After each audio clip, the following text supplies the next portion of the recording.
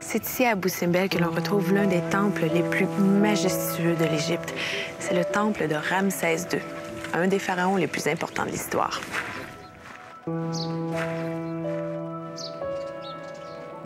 Surplombant le lac Nasser et creusé à même la falaise, les temples d'Abou Simbel témoignent de la démesure pharaonique. Les visiteurs sont fascinés autant par la grandeur de l'ouvrage de l'époque que par le travail de sauvetage de l'UNESCO. Le pharaon Ramsès II édifie le grand temple à sa propre gloire vers 1278 avant Jésus-Christ et dédie le petit temple à son épouse bien-aimée Néfertari, qui prend ici la forme de la déesse Hathor, déesse de l'amour.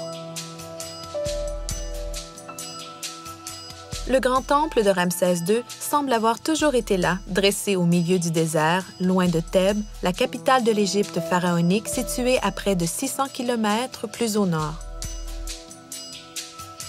Il est difficile de croire que l'emplacement initial de cet imposant monument se trouve 65 mètres plus bas sous les eaux du lac Nasser. Le sauvetage des temples d'Abou Simbel par l'UNESCO dans les années 60 est une prouesse d'ingénierie archéologique.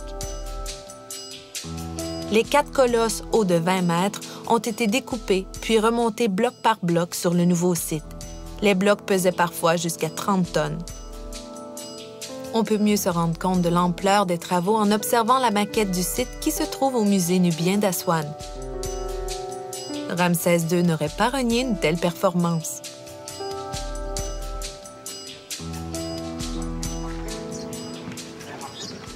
On se sent vraiment minuscule à côté de ces statues-là. La façade du temple mesure environ 30 mètres de haut sur 35 mètres de large. Les 4 gigantesques statues de Ramsès II qui gardent l'entrée le représentent majestueusement assis, scrutant l'horizon. Ramsès les a fait construire pour faire peur à l'ennemi. Ça devait fonctionner.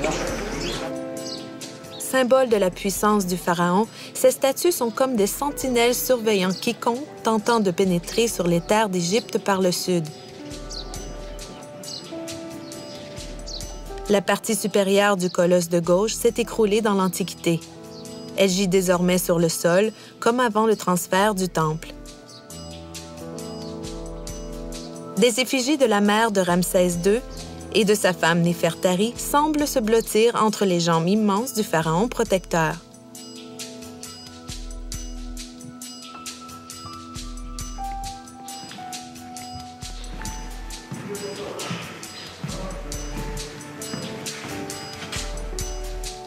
L'intérieur du grand temple est décoré de sculptures, de peintures murales et de bas-reliefs particulièrement exceptionnels.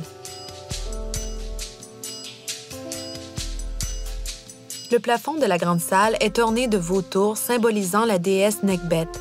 Il est soutenu par 8 colonnes sur lesquelles sont à côté des statues de Ramsès II, hautes de 10 mètres.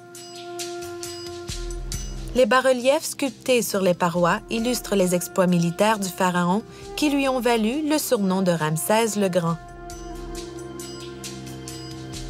La célèbre représentation du souverain sur un char décochant des flèches à ses adversaires en fuite domine l'ensemble. Le sanctuaire abrite les 4 divinités du grand temple.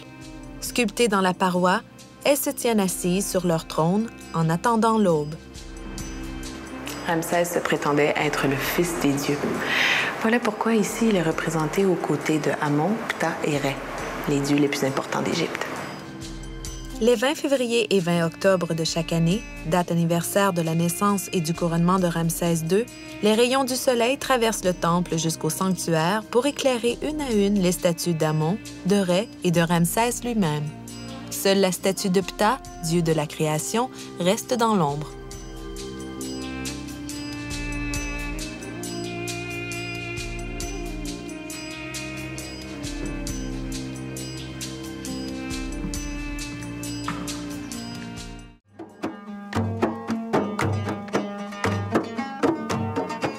Je termine ma journée chez Fikri en compagnie de son groupe de musique traditionnelle nubienne.